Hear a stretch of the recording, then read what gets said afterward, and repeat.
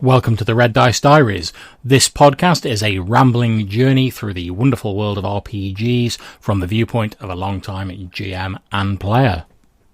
The music at the start of this podcast was Nightmare by Alexander Nakarada and is used under Creative Commons license. This is Jonathan from Red Dice Diaries with Lloyd and Johannes. And for this podcast episode, we're going to be attempting to answer all of the RPGaDay 2018 questions because we hate ourselves that much. We decided to cram them all into a podcast entry. You know, it's that pleasure pain thing. I mean, Lloyd's obviously delirious, still suffering from jet lag. I mean, just come back from Gen Con. Yeah, Johannes is in a different time zone. I've just got back from work, and we're like, let's punish ourselves a bit more by going through these 31 questions. For anyone who doesn't know, by the way, this is the 5th year of RPGaDay. It was started by Autocratic, who I'll put a link to his blog in the description of this podcast. Effectively posts a list with a question for each day of the month of August. The idea being you make a video or whatever answering that question as far as you're concerned. But for some reason, because we love the challenge, we love the endurance trial, we're going to try and blast through them all. Lightning round. Yeah, we're going to quick fire until we get to Lloyd. Rapid fire through these RPGaDay questions. Okay, so all of week's one's questions, the first 5 questions, are based around the idea of what. So question 1, guys, what do you love about RPGs? Lloyd, come on, take it away. It's pretty easy. I love RPGs because they meet white people. I mean, sorry, let me start again. I love RPGs because it's one way I love to socialize. There's something about meeting someone and seeing them pretend to be someone else, that kind of like weird acting thing they put on, that really helps you get to know someone a bit better. You also get to see the way they view themselves and the way that they don't normally think they say themselves are, because they're trying to play a character. But everyone has a piece of themselves within it. And it kind of helps you really get to know someone a little bit better. It's really weird. It's like team building, but not really. Yeah, I mean, I'd agree with that. I mean, one of the things I quite like is, as you say, with people pretending to be something they're not, it sort of all puts you all on like a level footing, because it doesn't matter what sort of like race, social class, whatever you come from. You're all in that same place of trying to pretend to be someone else when you actually start doing an RPG. So I think it's one of the few sort of social settings that sort of starts you all off on the same level. And like you say, it does help you get to know people. Yeah, I hadn't thought of that. That was deep shit. We don't mess about, boy. RPGaDay.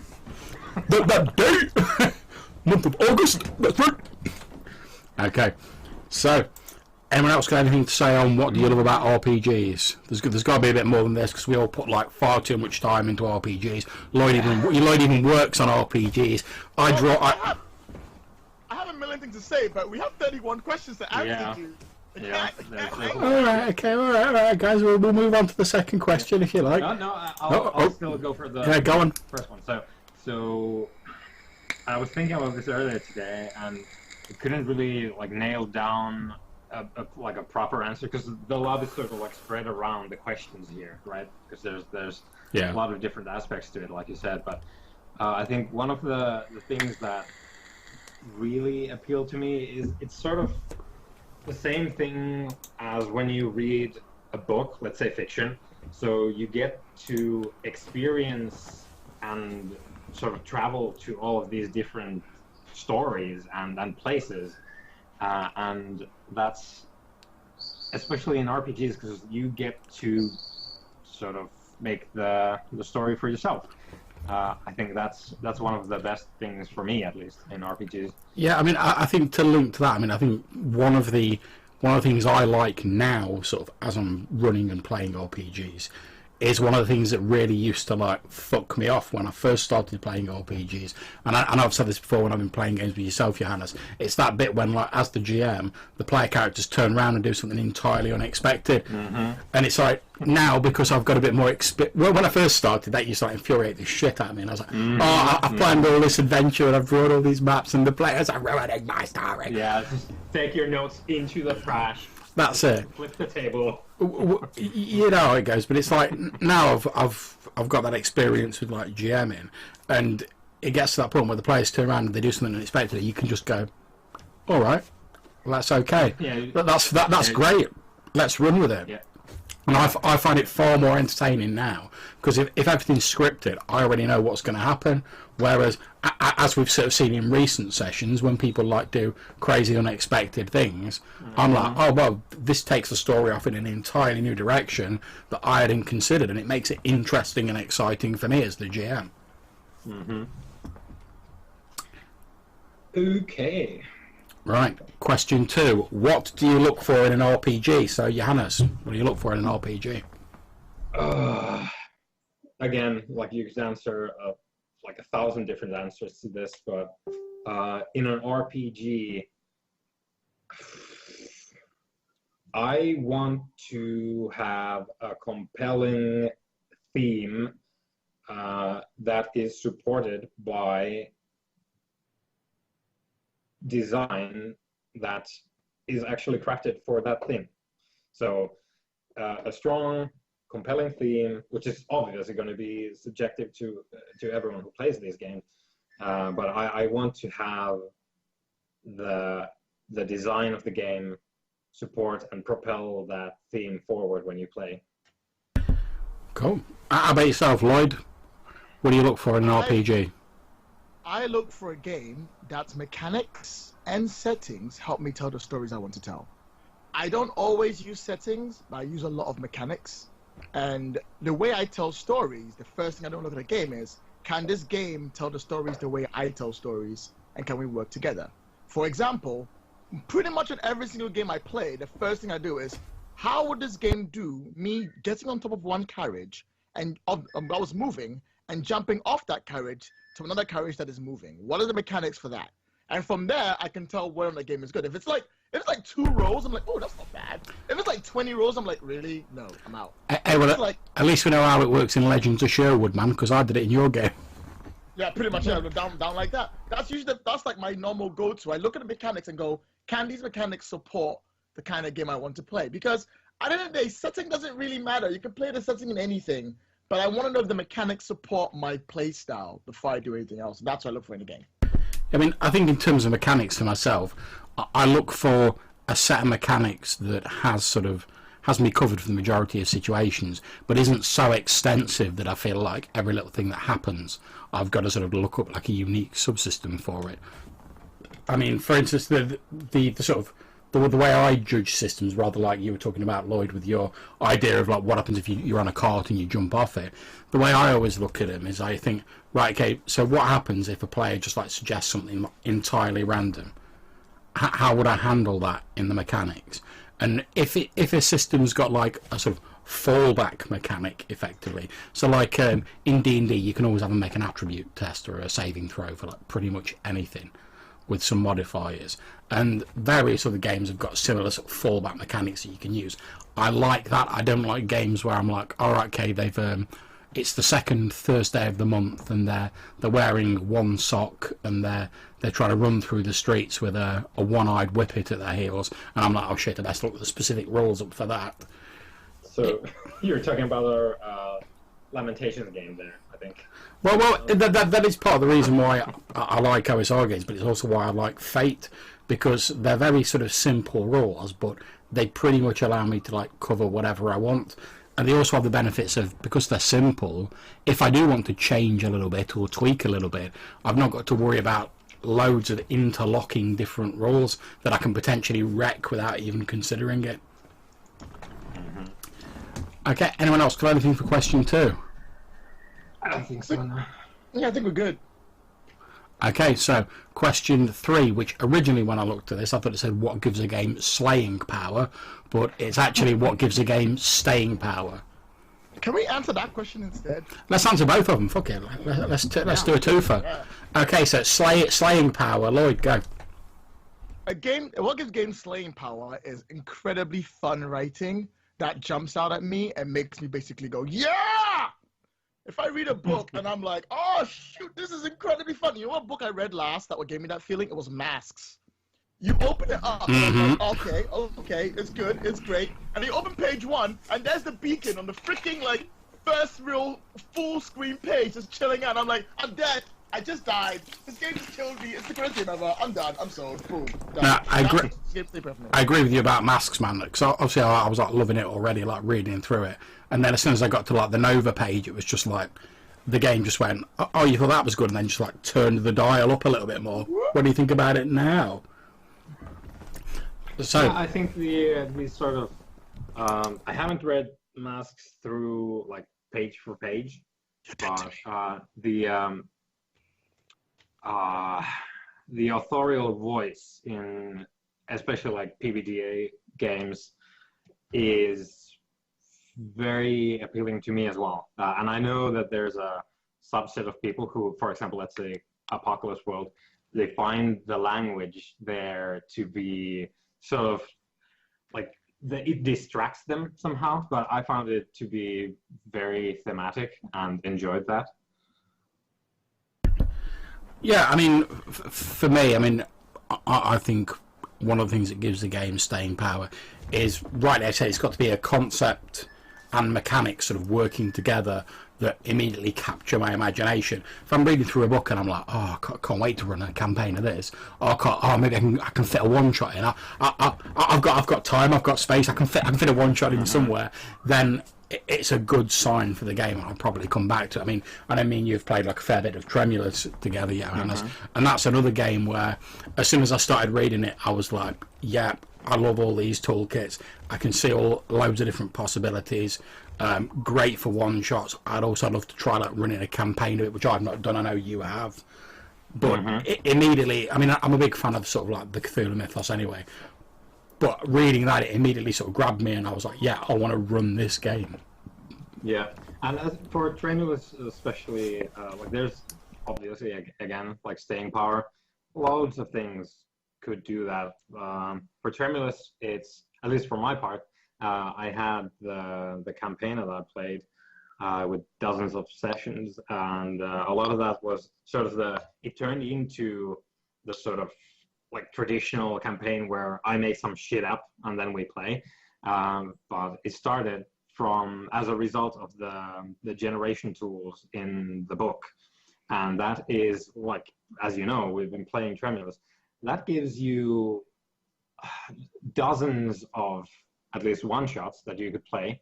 And I think with the added playsets for Tremulous, you could just play like one-shots of Tremulous forever and like have the game generate you premises that are always different. So that's one type of like staying power. Then I have to say, Vampire the Masquerade has some staying power in my mind because it is a fucking obsession. But that's in large part due to the nostalgia that I have, because it was one of my early loves in RPGs. Yeah, I mean, I do think nostalgia does play a part in it. I mean, you only need to look at people who've like got ancient, like old systems who like still love them to bits because it's like the system they grew up with. I mean, even that things like Warhammer Fantasy Roleplay, even though that's far crunchier than like the typical systems I go for, because it's like one of the first role-playing games I played, I've still got a great deal of love and fond memories tied up in the sort of earlier versions of that system. And I bought the giant like mammoth tome that's Zweihander purely because I was like, right, it's a guy who's obviously a huge fan of Warhammer Fantasy Roleplay, doing like his own thing with it in the same way as like OSR's done with D&D and whatever. And I was like, yeah, I love that game as well. I'm going to buy that book. Don't know if I'll run it, but I love the game so much and it's got such fond memories for me. And likewise with Vampire, as you're saying. Yeah. And then to like bonus points for Zweihander, it has actual slaying power as well. Like you could slay someone with that book. Oh, please, man, slaying power. Talk to me about Lamentations of the Flame Princess. Wait. I'm sorry, guys. Are y'all talking about City of Mist? Because I'm pretty sure I killed a man with that book. I'm sure someone died. I would have done, man, but like I didn't make it through like the overly long like introduction, man. I was talking about the weight. It's huge. Oh yeah. What? Yeah, but it's not that huge though, Lloyd. Okay, it's not bigger than Zweihander. Fine. Zweihander wins the size award. Yeah, it's Einhander. That's it, man. It's like you best believe you're not going to lift it one-hander. but yeah, I mean, obviously, there's a lot of different things that can appeal to a game. There's like nostalgia, there's mechanics, there's how excited it gets you about the game, and I think the best sort of games have a combination of those different elements in it. So it's like if I get a game and it's got like, I'm not bothered about the background, the book's maybe not that good, but it's got like an interesting mechanic, I may like steal it for another game, but I probably won't go back to that specific game. Whereas if it's got like one or two or maybe even all three of these sort of things we're talking about, I'm more likely to go back and go, yeah, I actually want to run that particular game. I fall in love with games. I meet a game, and if it does everything I love, mechanics I like, a world I like, a setting I like, everything I like, I fall in love. And it's never really easy to tell what it is that makes me fall in love with a game. Because there's a lot of things I want to see in a game, and not every game has the same thing. But like Mouse Guard, I will always love Mouse Guard.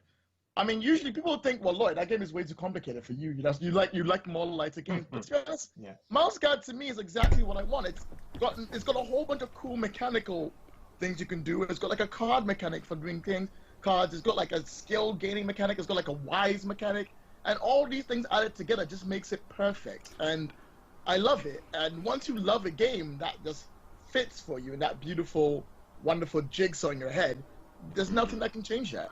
Yeah, I mean, it's an interesting point as well there, like another thing that you've brought to mind by talking about Mouse Guard, because obviously I played in the game that you ran for us.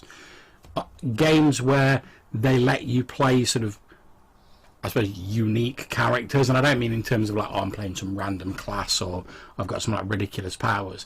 So games that like give you ideas for characters that you might not have otherwise played, like in the Mouse Guard game you ran for us, where I was basically just playing like a fat baker. Yeah. Love that, because that's not a character I would have thought of, but I was just like, yeah, love it. And the recent Tremulous game Johannes ran, when I was basically playing like a Miss Marple style like psychic. Again, not a character I would have thought of unless I'd seen it on the playbook, but I love the fact the game was like, oh, here's something you may not have considered, and sort of put that idea in my head. Yeah, like this reminded me of that when we played the Thousand Thrones campaign somewhat with Jason in Warhammer, and you had the sort of like faux Italian barber guy. Oh yeah, my stallion barber. Yeah, that's some of the like the gems that sort of like bubble up unexpectedly.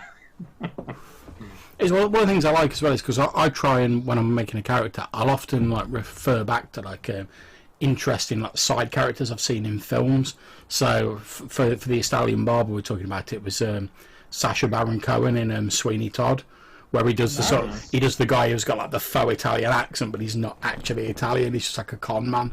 So I was trying to sort of like channel a bit of that, but games that sort of make me think like, oh yeah, I can use this like random concept I've like seen somewhere, and especially for one shots, I'm like, oh, I might not play this in a campaign. Like the Miss Marple psychic, I don't know if I'd have played that in a campaign, but for a one shot, I'm like, yeah, sure, let's go for it. Even if I decide like, oh, this character's not for me. At most, I'm playing it for like a few hours. You just like play the arse out of it, and then that's it. You know, I think this is a very good time for us to jump into the next question, which is most memorable NPC. Indeed. Now, PCs we like. I'm going to rely on you guys mainly for this because my memory is shocking, as you both know. So I'll hand over to you guys for this. Do you want to go, Lloyd? I got one. So I ran a game, Contingency, last year. And the PCs had just, it was John Carter game, they just infiltrated like Elysium. They wanted to figure out where to go. So they were like, okay, let's just kidnap a soldier and randomly start telling her. And I was like, okay, cool, kidnap a soldier. And I thought about it a bit more. I was like, well, I'm kind of only got like 2 hours to go in this game. I really can't be dealing with like a torture scene. Okay, so they kidnap a soldier. I'm like, oh, hi, oh, princess? Oh, I'll help you. And he's like, no, I'll help you guys out. And they're like, wait, what? Like, yeah, he's really friendly. He helps you guys out. He's like, I don't really have time for the torture scene, so he's just a really nice guy you're just really lucky with that. And his name was Garrow. And as the plot went on, he became one of the most helpful characters throughout. Because basically just give him a hand and never want anything done outside of the scene. And it reached a point where the party were captured, one of them had escaped, Garrow was alone, and the party member gave Garrow the greatest, like, encouraging speech going, Garrow, you need to go out there and prove you're a leader and get everyone together so we can raid the final boss's lair and save the day. and he rode spectacularly. So Garo became this like really cool, over the top, like badass leader who got all these people. Just like one soldier guy managed to round up all these people, and they went for a fight. It was glorious. And then, of course, because it's Lloyd, he dies at the end because like I can't make everything happy. Of course But not. it just one, and like even today, I still remember that NPC and go, you know what? I wish I could have whatever it was that made me think of Garo and just how incredible that character was and how helpful he was. I mean, an NPC just helped people for once actually turned out better than I thought. I mean, it seems to me like we're sort of combining like the most memorable and like the favourite recurring NPCs here. I mean, for myself, in terms of like games I've run, one of my favourite and sort of like recurring NPCs is still, I ran a game of, I mean, pretty a few years ago now, ran a game of Numenera that had Jason, Matthew and Ambrose playing in it, and you get sort of like a random like background role that gives you some like random flavour for your character in Numenera. And I think it was Matthew's character randomly rolled that his like uncle owned a theatre in like the town where they were. So when they went in, I was just like, all right, I've got no ideas for these NPCs. So I just made him like this really like flamboyant guy who thought he was like a real sort of theatrical sort, but had like appalling taste in clothes. So he wore like a day glow yellow suit, and he had this like really sort of garish like theatre where they put on all this sort of Grand Guignol style stuff.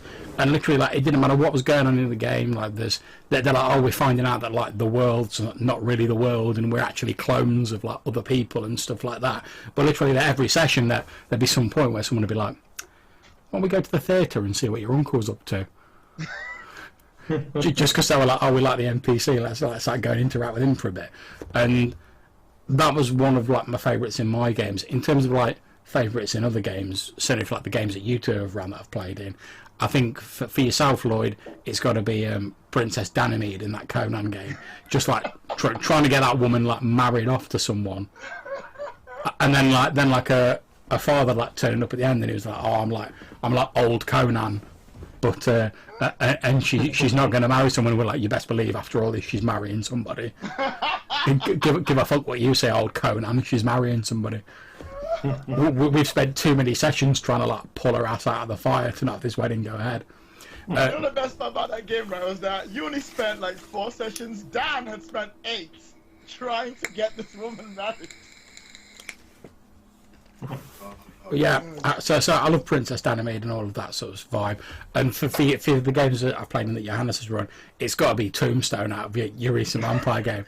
Just because like it's just like, I mean, I can't remember if he's a Zimmersi or a Noz. I think he's a Noz. Nosferatu. Yeah, Nosferatu. and he's just some like stony, grey-faced guy who talks like this whenever he talks, and it's just like the number of times he's like proper deadpan. He appears to have no sense of humour, but like the amount of times like crazy stuff's been going on, and he's just like turned up, and he's almost like the straight man to whatever like craziness is like going on. And there's been several points in the game where like there's been like, oh, like your phone's going off, and I'm like, I fucking hope it's Tombstone on the phone, just like, hello, I'm just calling to find out what mad shit you're up to. And yeah, I love, for saying that character is basically like a gravelly voice, and he's like a straight man. Love that guy as an NPC, man. Could not have enough Tombstone in like B20 games. Man. Yeah, Tombstone is fun. It's probably my like favorite NPC to play in that game. Speaking of most memorable NPCs, I've been trying to rack my brain, and one that came to mind was Andrew Knapp's droid butler in the FFG Star Wars game that we played, the Heart of Darkness, the original Heart of Darkness crew. Yeah. That was quite the character, the usual sort of like stereotypical like British stiff upper lip, but like hates reality, Yeah. sort of subdued robot butler. That was a lot of fun. How about in games you've run? Sorry? How about in games you've run yourself? I was thinking on those, and I think my favorite recurring NPC comes from my Tremulous game, where I had a character who started as an author, and then we played like like a dozen sessions, and then we sort of like switched from season 1, so to speak, to season 2. Yeah. And I decided that people could either like swap playbooks as they wanted, and they could either like pick an additional thing from their playbooks or pick a thing from another playbook if they wanted to. So it's a sort of like advancement thing, because there's no real actual advancement rules in Tremulous, because you die. Yeah. Yeah, legit. In Mythos games. So the author transitioned into Psychic, and as a Psychic, as you know, because you played your Psychic in our recent game, you can have a butler type figure. Oh yeah, amazing. And, the Psychic chose to have a butler, and one of the you chose Verdigris, but my Psychic had Chauncey. Oh yeah. So Chauncey was a gentleman butler, and I didn't really have any grand plan for him to start off with. I was just having my like gentlemanly fun with him, because he was obviously always attending the Psychic, so he was always around. And one of the other characters started like to like due to certain consequences in the game, they started like heavily going into the dark arts, so to speak, and then they researched some stuff in order to contact the actual devil. And I was like, well, how do I just do the whole like, oh, and then there's this guy with the horns? No, I had the whole like research stuff where the other character went through, did the thing, sacrificed as you do when you try to contact the devil. Then you go to the crossroads, because that's where the devil is, right? And the other character is waiting at the crossroads, and I just go, well, we're going all in, so I'm gonna have Chauncey just walk up and go, what? what did you want? And it was a fair bit of fun after that, because everyone was like, oh shit, he's the devil, and he's been here all this time with us. So Chauncey became a fairly big character from that point on. Nice. Okay, I think we've pretty much answered questions 4 and 5. Does anyone else got anything they want to say? No, we haven't. I have one more NPC to add. Go on then, Lloyd. Break it down for us. My favorite recurring NPC is the Fat Man. He doesn't have a name. I keep telling you, Lloyd, my name's John. Stop. It's not you, John. He doesn't have a name. He doesn't have a purpose. But in every other scene that involves other people, he'll be running around chasing something, either food or a woman or a guy, depending on how his preference is, going. Yeah. He doesn't speak. He doesn't do anything else. He just does that. It's every game I run. Doesn't matter what game it is. If there is a party going on, there's gonna be a fat man chasing up the food or something, going and that's it. That's the NPC. Okay, man. Sweet. Okay, so I think we're pretty much on to week 2 now. So, question 6 is: how can players make a world seem real? What do you guys think? Johannes, want to go first, or should I? Well, I can take a stab at it. I think it's going to depend largely on the game and what you, as a player of said game, are able to do with the tools that you have. But one of the general bits of advice, which is sort of, well, I don't want to say given, but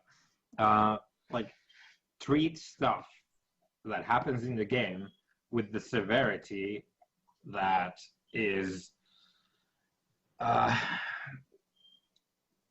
aligned with what you're trying to do as a group with the game. So if it's a sort of moody noir type deal, maybe don't go for the jokes all the time, unless they're the sort of sarcastic, I know the world is going to shit, but whatever type of action. And well, you can add details as a player into the game. Some groups might have different sort of dynamics for that, but at least in the way that I'm used to playing now, it's most games the creation of the setting and the world is at least to some degree shared between everyone who's playing.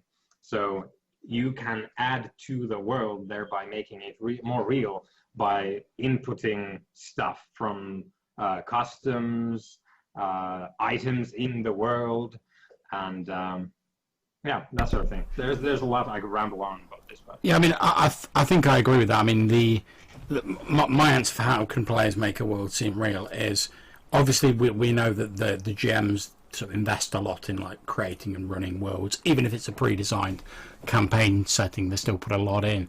I think when you've got players who are also sort of like investing effort in their characters, that shows, especially if they're asking questions about the world, or like you say, they're adding details themselves. That additional effort really makes the world seem real.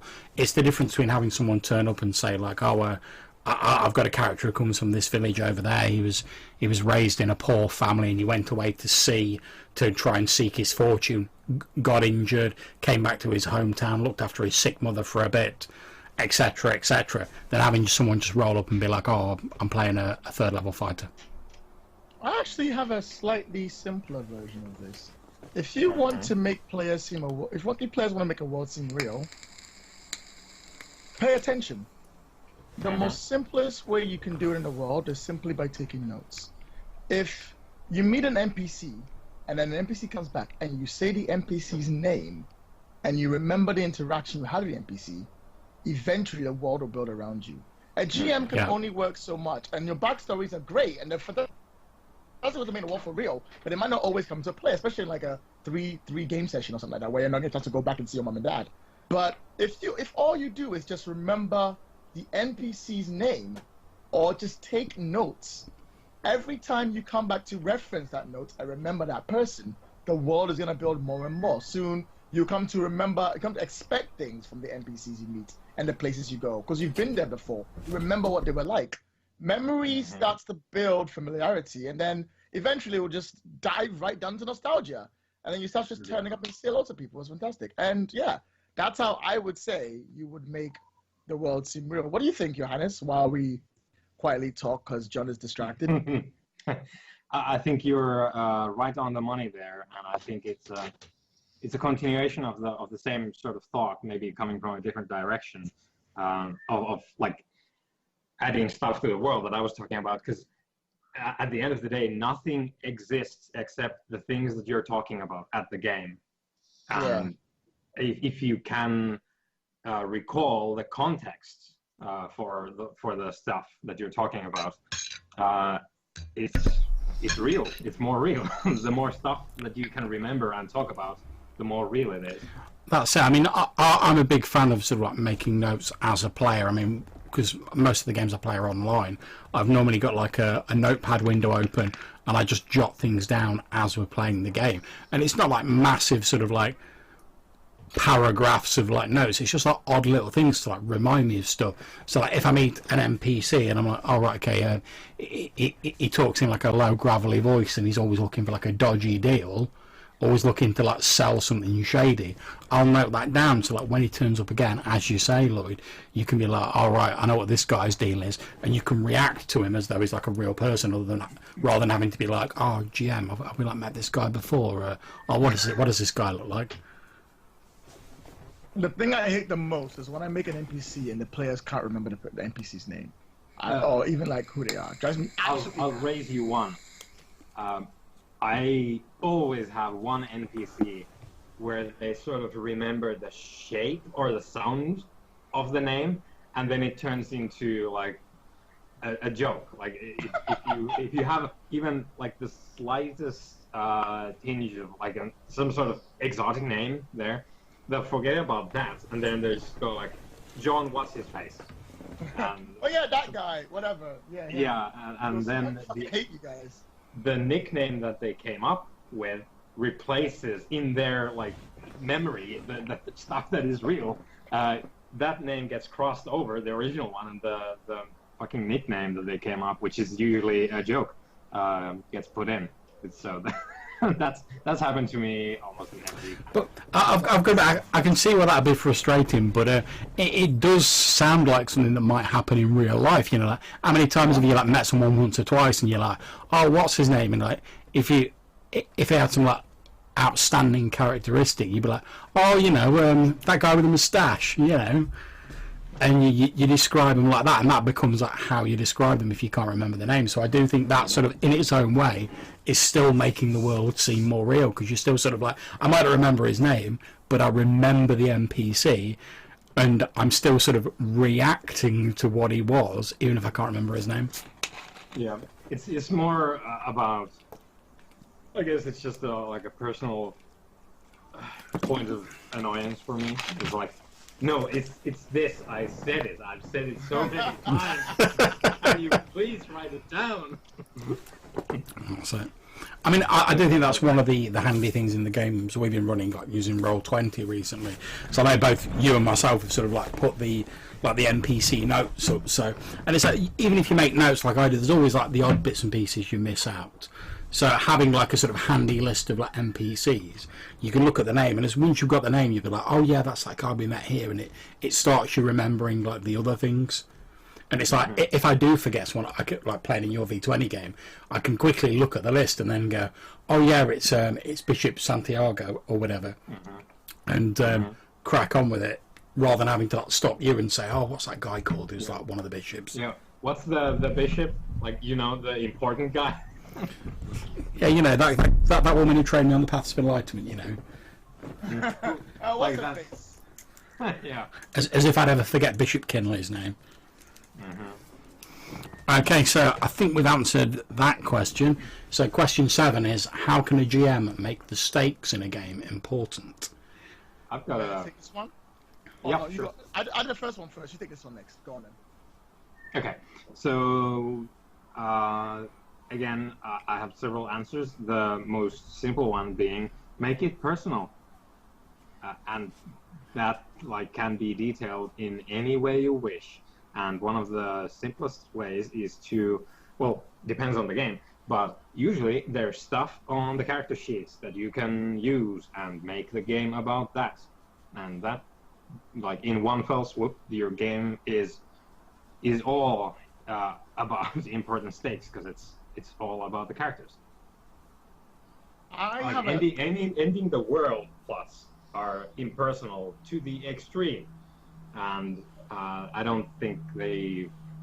I think it's at this point in time, with the sort of media saturation that we've all experienced in our lives, whenever you go like, oh, there's a meteor coming to Earth, or oh, like Satan is loose on the Earth and he's going to destroy it, people will just roll their eyes and go, oh fuck yeah, I guess I need to get my sword and get to work. I have a slightly awesome, just as good idea with that is, if making the stakes personal doesn't work for you, make the stakes be a consequence of the players' fuck-ups. If the players have made some kind of mistake, or even a good thing, and that leads to the stakes raising, they'll be invested, because they'll go, no, we were responsible for that. We should clear it out. Why? Because we're player characters. It's a natural setting player characters go in. Some player characters will be like, well, I don't understand why you're going to go rescue that woman that's drowning. I don't see the woman there. They won't do that. They'll just leave that. It's fine. But a lot of players will be like, no, this is my fault. I started this. I should finish it. Yeah, I mean, really, like, it's kind of a cool way to do it. Go on. no, I mean, I agree. I mean, I think one of the things that always sort of like, to go back to that previous question about making the world seem real, and also how do you make the stakes important, it's having consequences for things, whether that's stuff the PCs have done, stuff NPCs have done, stuff the PCs haven't done maybe. If nothing ever has any consequences, then none of the stakes will seem important. It's like if you're watching like a sitcom, or like the original Star Trek or something like that. They can have whatever happens during an episode happens, but you know at the start of the next episode, all's going to be right with the world and everything's going to be back to where it was. So if you have a game like that, which, yeah, that can be absolutely fine. But if you have a game like that, the stakes won't seem as important. Whereas if you know that, like, stuff is going to change and there are going to be consequences to things that happen, it not only makes the world seem real, but it also makes the stakes seem important. Because if you're like, oh, well, if you know that, well, if you let this, like, undead army conquer the land, there's no, like, last-minute save, there's no, like, God in the machine coming down to, like, sort it out, then you think, oh, well, we best get involved, because otherwise this undead army is going to take over this country, or whatever. Yeah, I think we got that one, guys. I think we all agree on this one. It's nice. Okay, so question 8 is, how can we get more people playing? I think Lloyd is... No, I think it's a John question. John, you're on it. Go, John. Okay, how can we get more people playing? I mean, I think, as with all things, the best way is to lead by example. So we know now, and we know from what we've seen in the social media and stuff like that, that there are more people who are watching games as entertainment. And now I'm not saying that everyone needs to be running like a super slick like production like Critical Role or anything like that, but if at the end of the game, if people see you running good games and other people enjoying themselves, they are more likely to want to get involved, because you're setting the bar sort of fairly high. And it's not a case of saying like, oh, well, we're going to run a game that's like better than everyone else's game. It's a case of like saying, right, this is us running the best game we can so that we can have as much fun as we can. And I think it's obvious when you watch a game if people are enjoying it. And I think if you see people enjoying a game, you're more likely to want to play a similar thing yourself. So we might be on this question for a while, because I have a few questions about it. So it goes, how to get more people playing? Most of the time that it says how to get more people playing, it involves them basically seeing you playing. And I'm like, that's great. But how do you get to the point where people will start actually want to watch you play? We know a lot of people like watch Critical Role and stuff like that. But how do you get them to get to that point where they start watching people? How to get them interested enough to care? What do we go for that? That's the real question I'd like to have answered if I could. It is difficult. I mean, I think this is one of the unfortunate things about there not being quite as many game shops as there used to be, because I certainly know from myself that one of my first exposures was like seeing my local game shop and going like, oh, what's going on in there, and then I go having a bit of a browse around. Whereas obviously there's many advantages to like there being more internet shopping and stuff like that now, but I do think that with there sort of being less local gaming stores, there's maybe a bit more of a disconnect now. People aren't as likely to sort of like just wander past. I mean, if you're browsing on the internet and you just see a random role-playing book and you've got no interest in role-playing or you've no experience of it, you're probably less likely to go like, oh, I'll buy that just on the off chance. Whereas if you're like wandering past a game shop and you see some people gaming, you see the books in there, you see all the board games and whatever, I think you're more likely just to like stick your head in, even if you don't buy anything, just to like get you over that sort of initial sort of stepping stone. True. I can use that.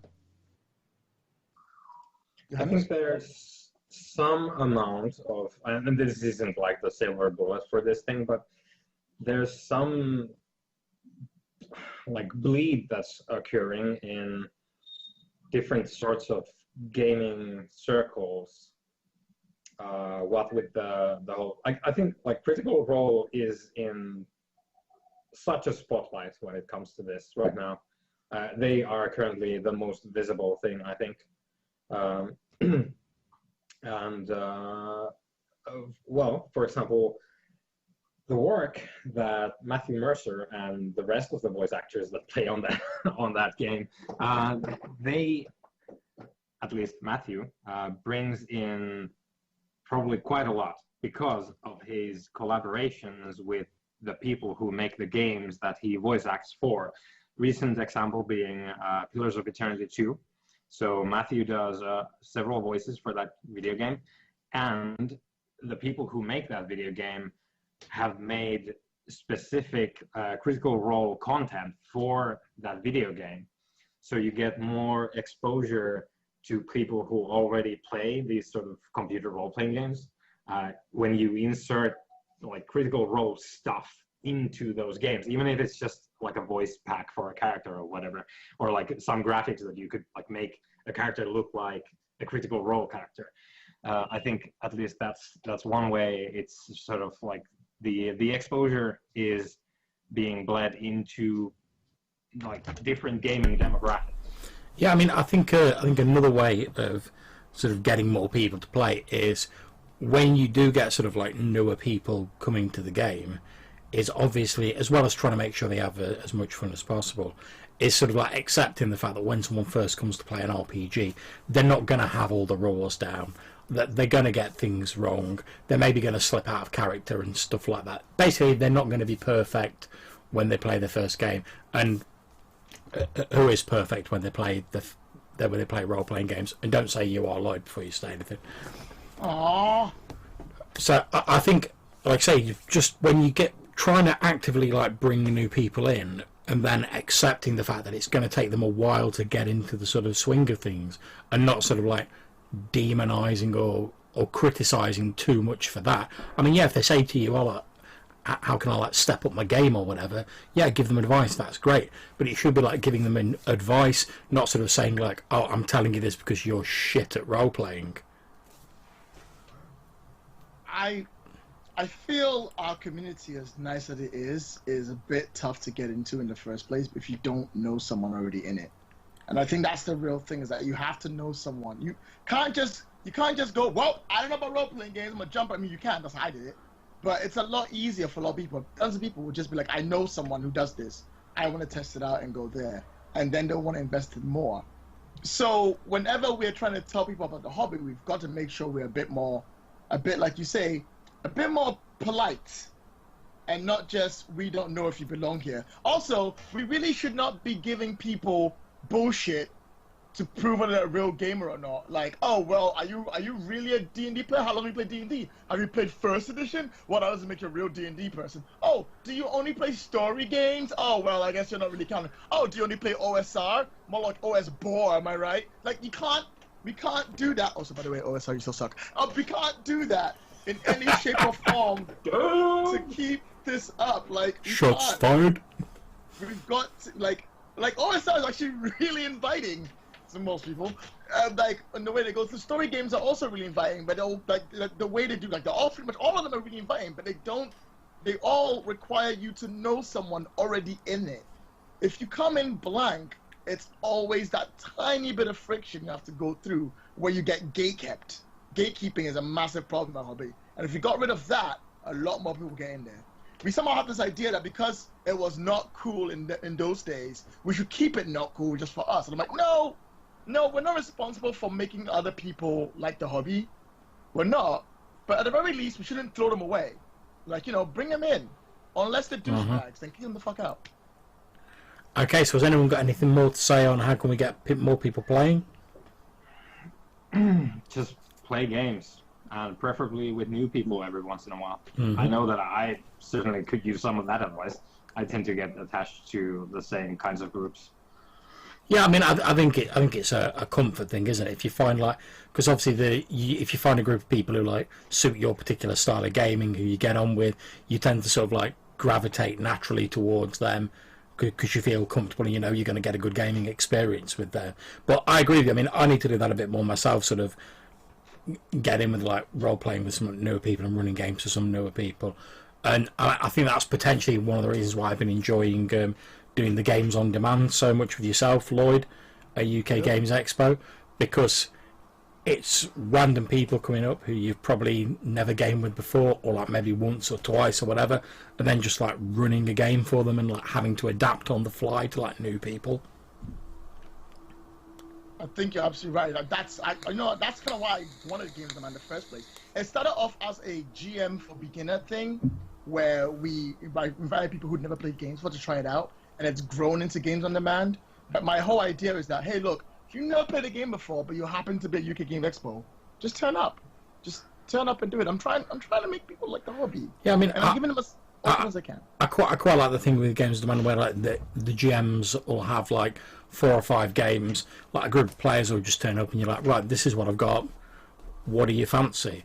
And so I know when I ended up running Dresden Accelerated a couple of times because people were just like, oh, I've not tried it before, but like, you know, I like a bit of urban fantasy, like in my books. Sounds cool. Let's give it a go. And it's also a good opportunity for like the players to try something new, as well as for the games master to try running a game for new people. Right. Well. All right, I think we did it, guys. Whoa. Yeah. Question 9. How has a game surprised you? Now, I'm a bitter, twisted and jaded old man, obviously. So I'm going to turn over to you young, sprightly fellows to talk about how games have surprised you. John, you're like only like 3 years older than me. Yeah, but look at how vibrant and like active and excited about things you get.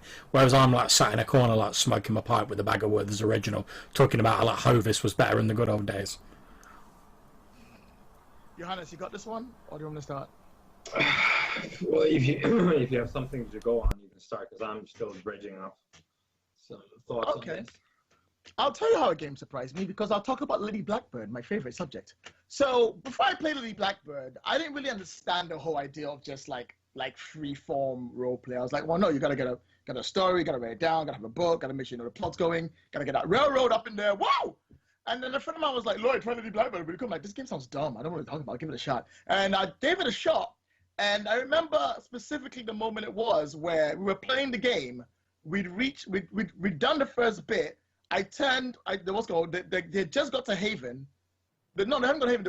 They were in the Hand of Sorrow. And one of them made a score and they got it correct. And I looked at the thing they had, and the thing didn't have anything for, oh, you've sabotaged the Hand of Sorrow. There's nothing there. So I looked up at the player, I looked down, I looked at the player, and I went, what would you like to happen, ? And they went, I turned the ship upside down. And I was like, okay. The ship starts turning upside down. At which point I was like, wait, I don't have to follow a plot line. I can just go with the flow. This is Lady Blackbird. There's no plot. So actually, like, I had a notebook before I read the plot to be in, and I picked up the notebook, and I put it down on the table, and I moved it away from me and went, you know what, I'm going to try and do this freeform. And that was a 3-day session, which we played through the entirety of Lady Blackbird, and then went all the way to Find You Out Flint, and came all the way back to our home, and I had a big, spectacular finale. And it was the greatest game I'd ever run in my life. And I was like, I understand now, I get it. I don't have to prepare for everything. So that's how a game surprised me. It taught me that you don't have to have the railroad, Lloyd. You could just go with the flow. And it works. Come on, Johannes. There's got to be some time when a game surprised you. Yeah. It's not that they haven't. Yeah, it's just I think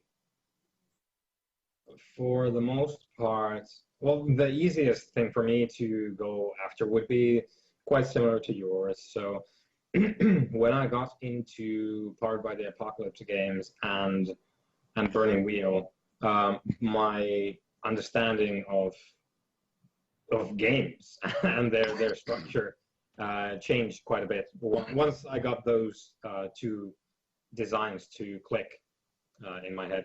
So a shift from this sort of, I have X amount of material prepared, to I have these characters in my game and there's these things that they can do that we can all quite easily even springboard off and create action in the game.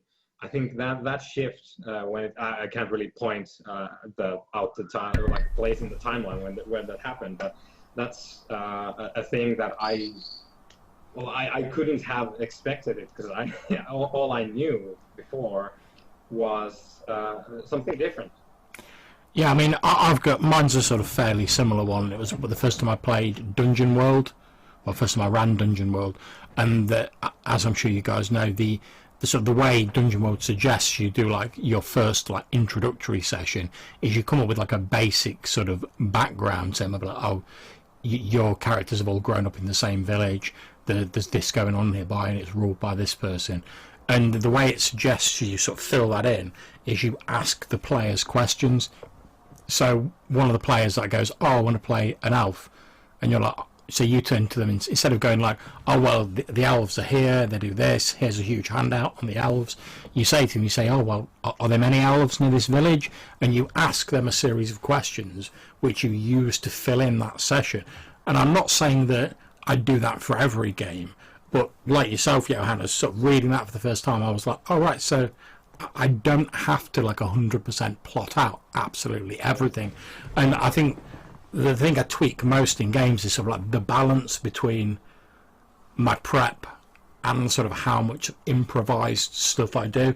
I'm always trying to hit that sort of like sweet spot where you've got enough prep that if the players like ask you something, you can represent the world consistently, but you've not got it locked down so much that if they come up with like a cool idea or suggest something to include in it, you're like, oh no, we can't do that because it conflicts with this. You've still got enough flexibility that you can add extra stuff and expand on your world background.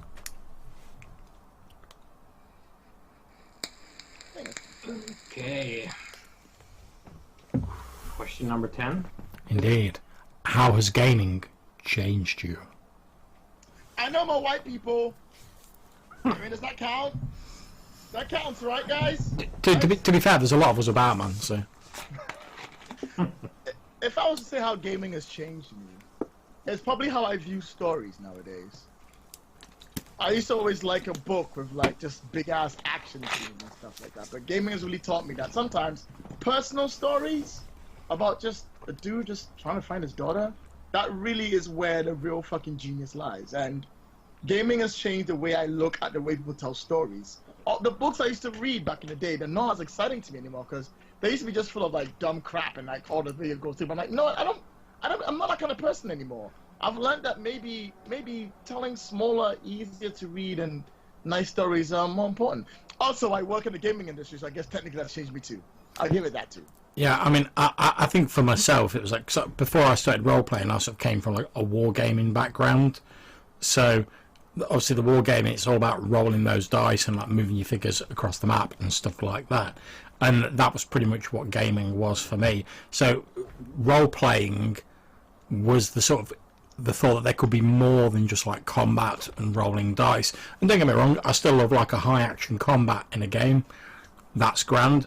But some of the more memorable moments have been like the interactions with people and the stuff that goes on between the combats. So I think that's how gaming has sort of changed me. It got me to consider that there's other elements within gaming that are, if not more important, as important as like the combat and the dice rolling.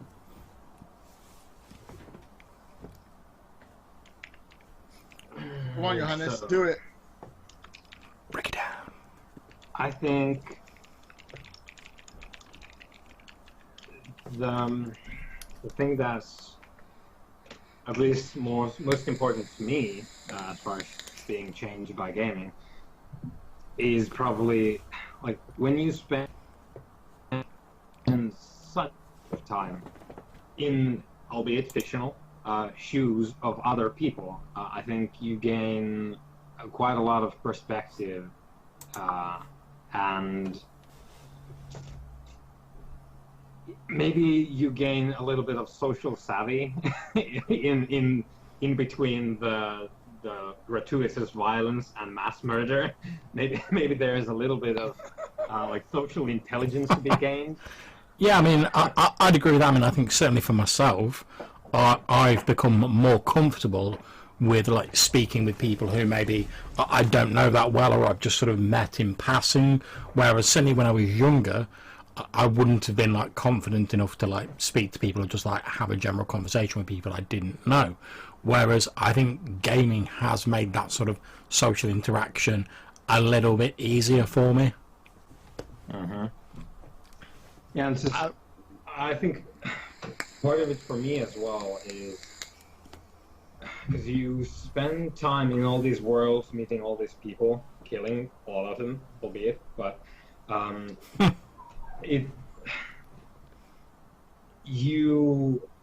would like to think that you have so many opportunities to see different things, different ways of life, even in a game. You encounter different cultures, different species that do things differently, and it doesn't always have to be something that ends in violence, but just encountering stuff that's different from what you encounter in life day in, day out. I think that's quite an important thing in RPGs, and I don't think it gets highlighted all that much. And I think, at least for me, it's a treasure in gaming. It broadens people's minds, I like to think. Same thing with reading. You will have to be a very special person not to evolve in some way if you read a lot. That's also fair. Okay, anyone got anything else on question 10? Nope, we good. Okay, question 11. Wildest character name? Now, I'm just going to say, like, flat out that, like, I don't really have an answer for this because I just cheat when it comes to character names. I fire up that random character name generator, and I just blast out about like 80 of them suckers, and then I like mix a few together until I get something I like. Although, having said that, I do like, as we were saying with like Tremulous, I like the fact it gives you some sample names and you pick them. So I enjoy playing a character called December Green in your last game, which I loved. I can't remember what my chef character was called in the game before. No, that was my manservant for my sidekick. Oh, yeah. It was something vaguely French sounding. Yeah, chowder something. Oh yeah, and I'm saying it's pronounced chowder. Yeah, that's right. But yeah, so I normally go for the random character name generators, but I do like games like the use Power by the Apocalypse where they give you a selection of names and you can like, they're normally sort of crazy but like in character sort of names. So Tremulous has sort of very Lovecraftian sounding names. Dungeon World has like your typical sort of like D&D-esque like fantasy names. So I like seeing what other people think are like suitable names for settings. How about yourself, Lloyd? I cannot play this game. I'm sorry, guys. My names are boring. I'm very boring at names because I too use a generator and put it down. I don't know what his name I came up with was a superhero called the Splash. All he could do was make people wet. That was literally his actual power. He was a beacon. It was like I'm not very powerful, guys. I just couldn't make water. It's not really my job. I'm sorry. That was it. That was the wildest character name I've come up with. I'm sorry. I can't play this one. I'm out. I tag you in, Johannes. All right, brother. So I don't think like wildest is an interesting adjective because I would have maybe used a different one, but I spend a lot of time with names because I like them. I like to, as you guys do, I like to have like a chunk of material and then I like to tinker with it until it sounds just right for me. But if we keep with the spirit of the question, wildest character name, I ran an Apocalypse World game where I made an NPC called Fuck. It was just Fuck, and that's the story. I don't think there's much to this question, really. Okay, so how about we slide on to question 12, which is the wildest character concept. For a One Piece game, I made a chef that wanted to cook the world. Okay. Oh man, never mind that. What about you in that Fate game that Whitey ran where you're playing the guy who was always eating like the chicken legs? Oh man, that was my favorite character. I played a samurai who was just really fat and was constantly eating, and he just wanted to show off all the other ones that came from a noble family. And I miss that character. That was a good character. His whole idea was that he's a big fat guy, so he knows to use this giant bow. But he loves to eat, so all he does is eat, even constantly on a mission. And anything he gets food, he smells and goes forward. But he's also the leader of a clan. So whenever a challenge comes up, he has to step forward like he can take it. I like playing fat characters who kick ass. I don't know why. Well, yeah. I mean, I enjoyed my own sort of like angsty sort of like samurai character in that game. And again, that was partly because like we were playing a sort of a samurai sort of Fate game, as you said. We all sort of like knew some of the background material it was being based on. We were all sort of like trying to hit those sort of iconic concepts that you get. So obviously we had yours who's like the good-natured guy who's like strong, likes his food, sort of laughs a lot. He's quite bellicose. He's good, but he's always up for a challenge. Whereas you had like my character was like, oh, my village was like killed by like bandits and all my family are dead. I've got like the sort of Zuko like scar down one side of my face, etc. All very sort of stereotypical and like iconic sort of like characters in that game. And that's one thing that I really do enjoy. And again, it comes back to things like Tremulous and like horror games and stuff like that. If you're playing a game where there's like genre conventions, in order to like make the game sort of come alive, you have to really embrace those like conventions. So it's like if you're playing like a Cthulhu-esque game and something weird goes off, there's no, as a player, that the best thing you can do is just stay where you are, don't read any books. If there's a weird sound, don't go and investigate. Just keep your eyes shut, hum until it goes away. But that doesn't result in a fun game. You really have to just like, it's like if you see a horror film and like you're like shouting at the screen because they go like, oh, I'm gonna let's split up. You go and look in the basement and you're like, why are you doing that? You're gonna die. But if you're playing like a role-playing game and it's like that sort of game, you have to just like embrace those conventions and like go with it, and that makes the world seem not more real, but it makes it seem more vibrant, and it also brings these sort of like these character concepts out and sort of like enhances them because they feel like they belong in that game. And it generates fun. Yeah, like that's why you play Mythos. Woo! Okay, maybe not that. Okay, and should we skip along to the next one? So John, I love you, but like that's the 30 minutes each section. You know this now, right? I mean, your best bet might be to split this up into 5. Well, it depends how long you've got, man. I'm up for powering through. Oh my god. So that's it for this episode. If you have any questions or suggestions for things you'd like to see in the podcast in future, please either email them to reddicediaries@gmail.com or drop me a voicemail at Anchor. Until I see you next time, wherever you're playing, take care and enjoy yourselves.